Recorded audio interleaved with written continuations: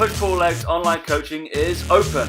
Contact us at info@pushpulllegs.co.uk. Alright, 3, 2, 1.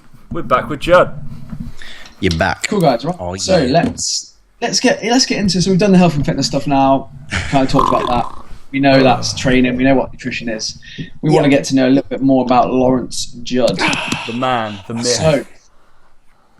So Lawrence, we want to know. Firstly, it's kind of linked to training a little bit, I guess, but we want to know the highest point of your career and maybe the lowest point, or the time where you maybe questioned the fitness industry, whether you thought it was something for you, anything like that.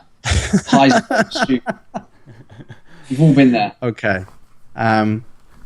So I feel it's probably a good idea to kind of explain where on earth I came from a little bit, because that will probably help lend a little context to the highs and the lows, and it will also give me some time to goddamn think about the highs and lows. So I am 24. So in terms of my journey in the fitness industry, it's really not been long. Like, if people are expecting some epic saga of 30-year highs and lows within the fitness industry, nah, you ain't going to get that with me.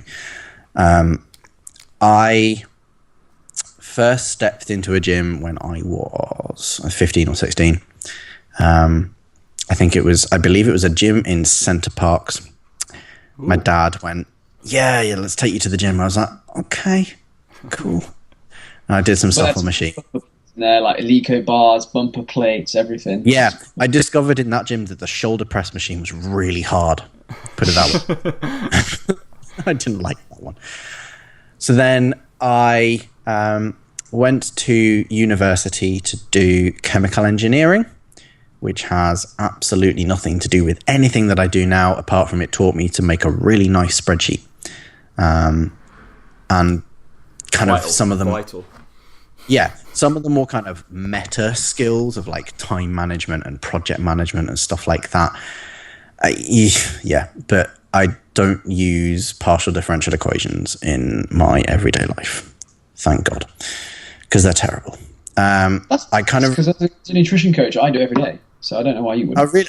Oh, do you do that? Oh, okay, my bad. You're not doing it right, mate. That's how I get people shredded. Powerlifters, we don't have to use that. We like the most we get is bar velocity. We can do that. We calculate force and acceleration and stuff. If you're Louis Simmons, you can use like bands and chains, and that's all very cool. But no, I realized about halfway through my degree that I really didn't want to do chemical engineering long term.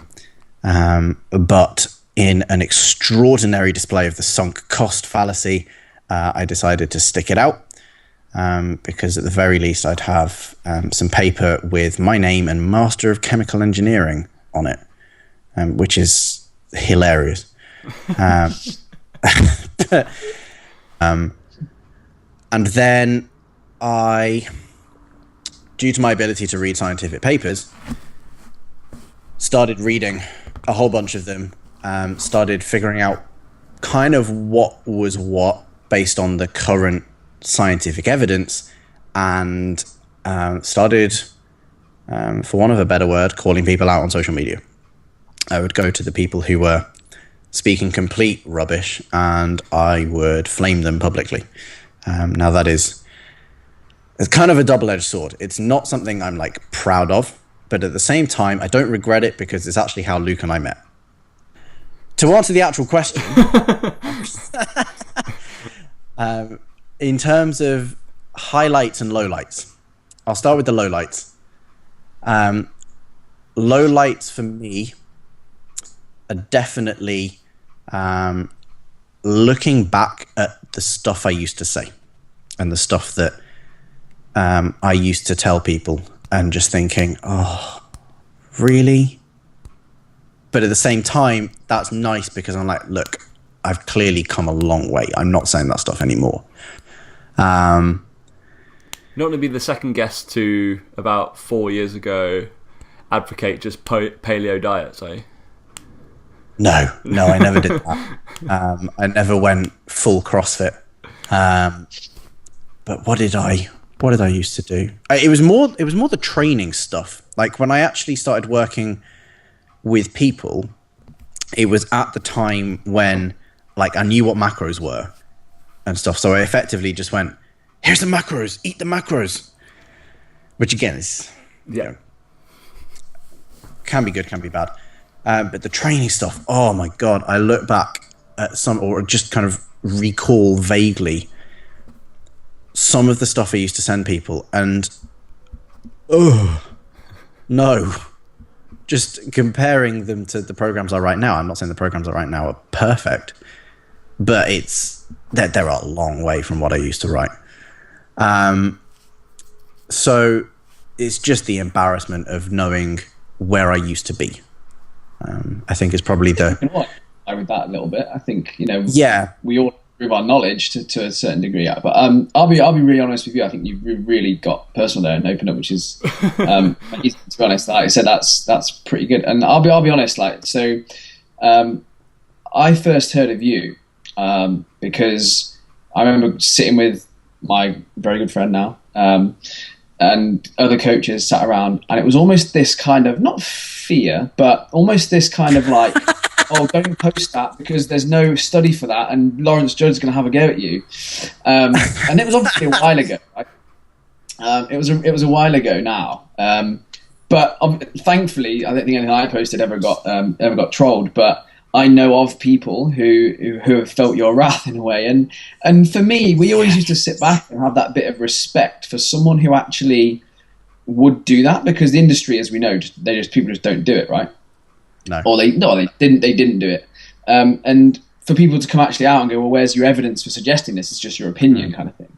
So my first exposure was like be careful out there kind of thing. You're going to get got if you say anything that's not backed up with evidence. And that actually spurred some of us on to actually think about our own practice, which I'm grateful for, because it's turned me into the coach I am today. But that was the first time I'd ever heard of you, was through the same thing like you mentioned there. Is like you can't be totally feel bad about it, because it's got kind you where of you mythical emperor who this is the thing, and it comes back to a more kind of overarching point, or patterns that tend to emerge with the fitness industry, which is again something that Eric alluded to this weekend just gone. It was about pendulums swinging, and so like before. So when I first came into it, it was all very bro, like because nobody was thinking critically at all. Then you had the pendulum swinging all the way back the other way, and everyone going, do you have evidence of that? And publicly going, do you have evidence of that?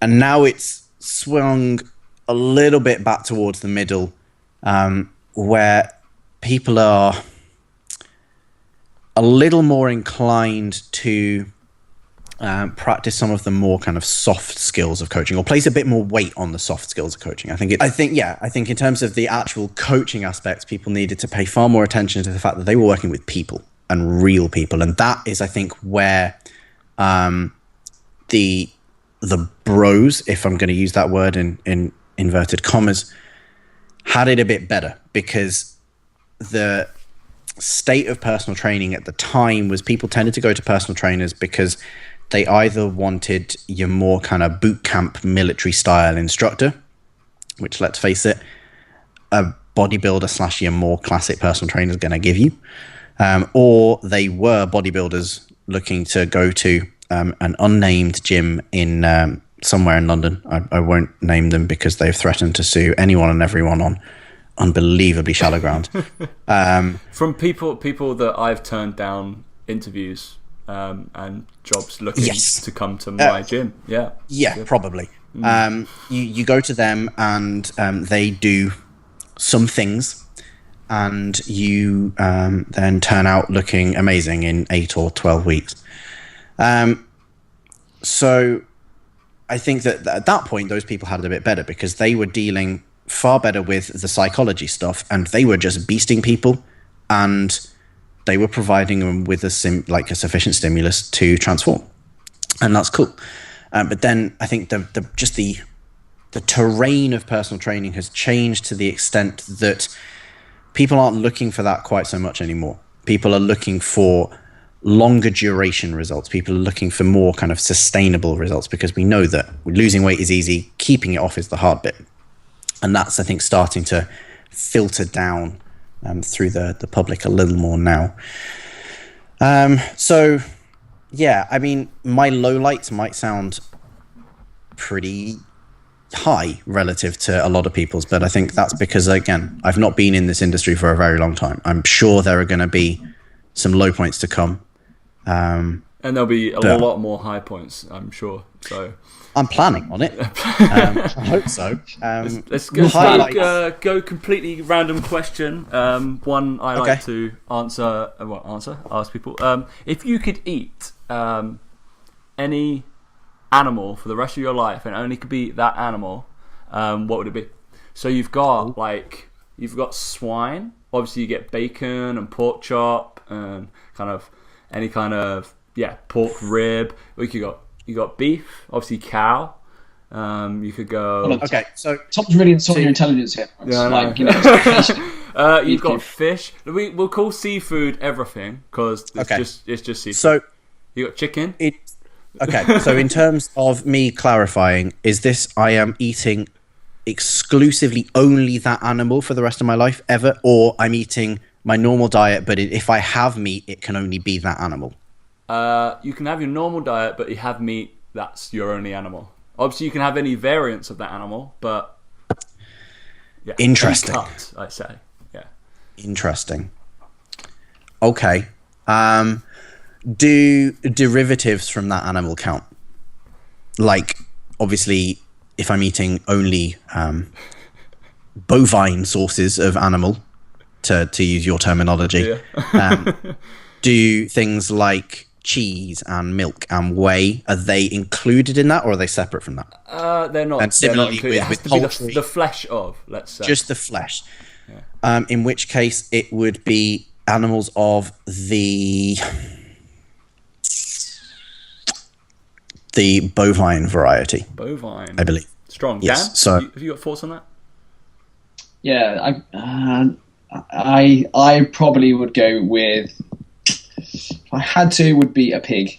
I think swine is the right answer. I think swine. Give me pigs all day long. See, I think I'll be happy. Yeah. I think you've got the sausage. I don't think the beef sausages are as good as pork sausage, bacon. You got rib, you got bacon, all this crackling, all that kind of stuff. I was putting a little more thought into it than that. In that, sorry, my brain does this. If you give me a scenario, I will actually properly think it through. Like, even if it's a really absurd scenario, like how would you have a pregnant woman give birth in a helicopter or something? My brain will think it through. We won't answer that question. No, because it's terrible. One of my schoolboy friends attempted to answer that when we were 14, and it involved strapping the pregnant woman to the blades of the helicopter and then starting the engine, and the baby would just fly out, which I thought was the best answer I have ever heard. But no, so in terms of my actual diet, protein-wise, I can still eat whey, dairy, eggs. Those are all legitimate sources of protein. In terms of essential fatty acids, I can still technically supplement with fish oil, because it's not the flesh. God, this is way too deep. In terms of the various methods of preparing the food, beef is something you can eat at various stages of cooked. Like, you can eat tartar. You can have, if you are a complete Philistine, you can completely char your steak and have it well done, at which point you can get the fuck out of my house. So there is a huge variety of ways of cooking it, and there are a huge variety of dishes you can do with it as well. The leucine content is pretty good. If you're going to get that deep, that is something that animals of the porcine variety are lacking somewhat. You can have lean cuts, you can have fatty cuts. The bone marrow from cows is pretty good if you're into that sort of thing. Ox tongue. Who's into bone marrow? Are there people? A lot of Michelin-starred restaurants will serve bone marrow as an actual dish. I'm like, hey, I'm Tom. I'm into bone marrow. I mean, that's so much you can do with beef. And then if you are worried about red meat consumption, then you just don't eat it all the time. You have other sources of protein, and you are absolutely fine. But it's a great source of iron. If you want to eat it raw and have half a kilo of it a day, you don't have to supplement with creatine anymore. It's just an incredibly versatile animal. And so for that reason, you get an insight into how the hell my brain works, which is a very, very scary thing. Should we move on to stupid things? But we might put some of Lawrence's just wordage in there as well. So. Well, I had a couple more questions, but I think knowing how your brain works... I don't think we have time. Fucking that. Longest episode ever. Should we move on to stupid things, Dan? I just want to know one last question. This will hopefully be quick. And that's just because I know Lawrence loves coffee and we both love coffee. Oh, yeah, we're all coffee-anados. Yeah.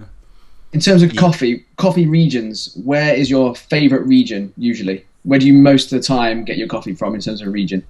Okay. If there are any African on the menu, I will tend to look at those. Especially, I do like Kenyan coffee generally. There are some very, very, very good Rwandan coffees that I've also had. And then if it had to be a third choice, I would probably say Brazil. Strong choices. So I actually wrote my favourite filter down from Workshop.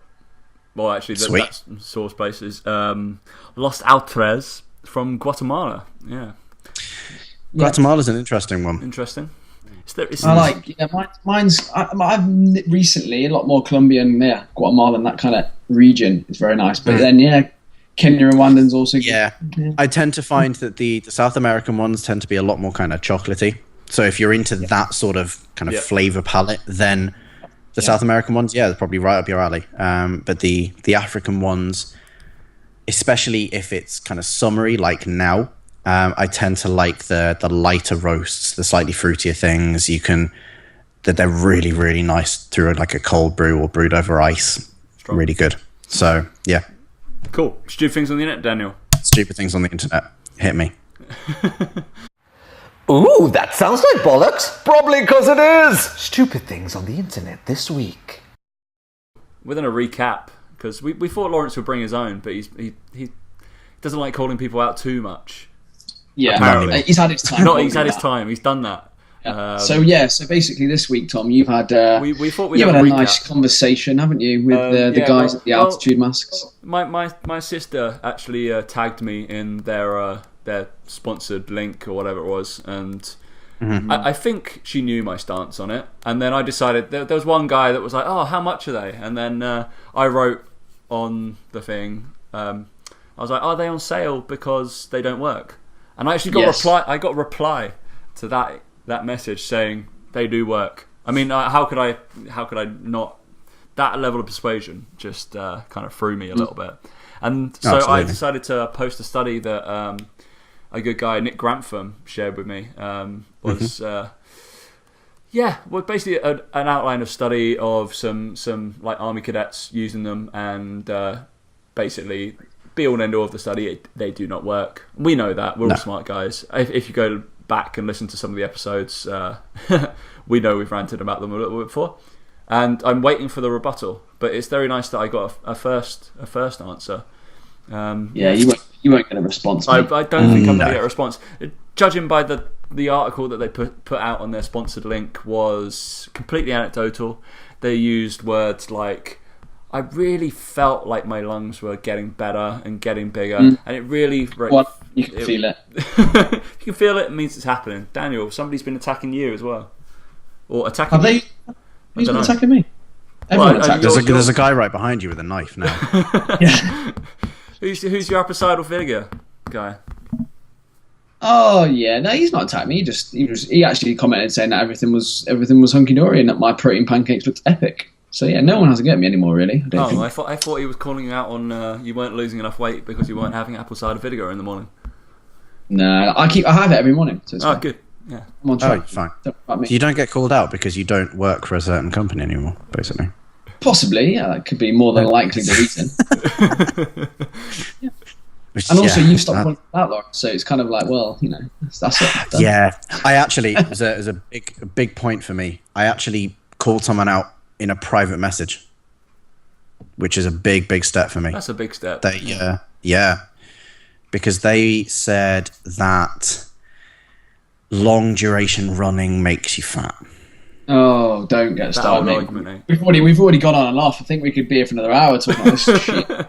Yeah. So I sent them a message saying, look, I saw this, just thought that I'd just chime in and say that's possibly not quite right. I don't know how much you've read on the subject, but here are some studies. Send them a picture of Mo Farah. Yeah. Yeah, I could. It basically depends on what mood I'm in and how much coffee I've had at that point. If I'm feeling particularly facetious and not in a state of optimal caffeination, then they will get a very terse response. But if I've had... say something that stupid, let's be honest. I'm now at a point where I remember saying things that were that stupid. I think I at one point said that there was no use for decline benching ever. It was actually based off a freaking PubMed study as well, and I was just like, oh god, that's stupid. Dude. So to that end, I can kind of remember saying things like that, and then having people actually private message me and go, you know what, maybe not. And it's a much nicer way of telling people, because you're not, if you think back to when you were in school, if you did something stupid and the teacher hauled you up in front of class and gave you a dressing down in front of the entire class, that's terrible. You feel terrible for doing that. Whereas if you were talked to in private, you're far more likely to actually understand what's going on rather than just completely shut off. I think that it's something that a lot of people need to realize, and a lot of people, especially like if someone posts a lifting video, for example, and someone critiques their form, you've got to be very careful with doing that. Especially if you don't know the person, you don't know where they've come from, you don't know any injuries they've had, you don't know anything like that. You've got to be very, very careful commenting publicly on the video and critiquing it, because there may well be a very, very good reason they're doing it like that. Especially if you are commenting as a relatively inexperienced lifter yourself and possibly a relatively inexperienced coach yourself. I think a far better approach for most people to approach a lot of situations is, instead of immediately jumping to judgments and conclusions, is to just ask questions. I think just keep asking why. Like, there's a really great chapter in a book called Freakonomics called Think Like a Child, and it just goes on about the importance of asking why and keeping on asking why. And I think that's a really, really good thing for people to get into the habit of. So why is someone doing this? Why are they doing that? Why are they deadlifting like that? Why are they pulling off blocks? Why are they doing this? Why are they wearing a belt? Because once you start doing that, and once you start entertaining all of the possibilities that are derived from not only the scientific evidence, but also the possibilities that may come about because, you know what, they damn like doing it like that. I think at that point you start to really just become more tolerant of stuff. And I don't know, I'm a lot happier now. It makes people happier. Because they're not going through life seeing stupid stuff and going, oh my god, why are you doing that? It's like, well, don't do that too much, because we'll lose one of our features of our show. Because I think the main thing to take from that though is that like we always say on the show is we never actually name the people, but actually secondly to that is it is that giving people that critical thinking eye and think to yourself, actually look, why, we break it down like with the altitude masks. Look, if you want to wear it and you think it looks cool, great. But at the end of the day, they're not doing anything for you. And it's one of those where there's that fine line between letting people get away with selling shit and actually telling people that they maybe should think about what it's actually doing. Like you said, that's I think a lot of people take critical thinking a lot too literally. Critical thinking does not mean being critical all the time and criticizing all the time. Thinking critically just means applying a sense of logic to it all. Or certainly this is the way I think of critical thinking. Just applying some logic, taking a step back and viewing it in the context that it's meant to be viewed in. And then just asking yourself, can I live with this? Yeah. Because if you can't live with it, by all means, say something. But if you can live with it, I think life's too short. On that note, very philosophical ending. I'm sorry, I go really deep. This is the deepest podcast we've ever done, so it's very. It's been a revelation. I think we'll have to wrap it up there, otherwise everyone's going to have switched off by about this point, I think. So yeah. Should we give a round of applause to Mr. Lawrence Judd? Huge thank you. Huge thank you, Lawrence, to you coming on. And if anyone who wants to find out a bit more about you, obviously you're at Shredded by Science, so you can list off your handles now. Go quick. The Shredded by Science page, if you just search on Facebook for Shredded by Science, you should find us. We've just today launched our new website, which is really, really, really awesome. It looks very pretty. So that's just shreddedbyscience.com. Instagram, we are on @shredbyscience. It's not Shredded by Science, it's just @shredbyscience. If you want to follow the Shredded by Science Snapchat account, that is run by the person sitting across the office from me. That's run by Luke. That's, again, @shredbyscience. My personal one is @LozJudd. And then my personal Instagram is @SBS_Lawrence. Perfect. There we go, guys. So if you want to know more about Lawrence, learn a bit more about what he does, you can go follow him. Follow the guys at Shredded by Science. Also sign up to our SBS Academy VIP email list, please, because that's launching soon. Yeah, do that. Thanks. Plug. Bye.